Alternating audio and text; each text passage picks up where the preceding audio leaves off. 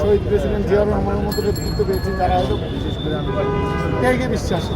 আবার তারই সাথে আমাদের দুর্ভাগ্য একটা ছিল যে ফ্যাসিস্ট হাসিনা, তার আসলে বুক বিলাসিতা নজির আছে অনেক।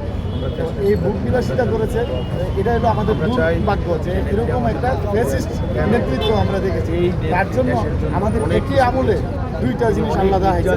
আল্লাহ তাআলার কাছে অশেষ কৃতজ্ঞ, এরকম সময় আমাদেরকে জন্মাইছি যা আমরা একই সঙ্গে ফ্যাসিস্ট এবং ত্যাগী দুজনকে দেখতে পাচ্ছি। তবে একটা কথা বলি, সবার কাছে দোয়া প্রার্থনা করি, পুরো বাংলাদেশ পুরো বিশ্বের কাছে একটাই কথা বলি, আমাদের দোয়া ছাড়া, আল্লাহর কাছে প্রার্থনা ছাড়া আর কিচ্ছু করার নাই।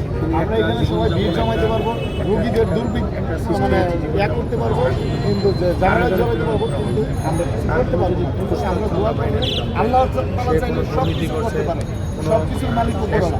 একটা বিষয় কি, আমরা সবসময় চিন্তা করি আমরা কিন্তু দলের জন্য করতে চাই, দল আমার দল স্ট্যান্ডবাজিতে পরিচিত না।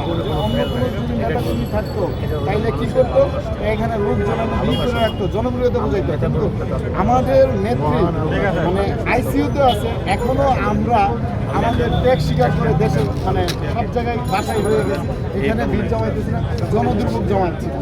এটাই আমাদের পরিচয়, আমরা ত্যাগে বিশ্বাসী, ভুগে নয়।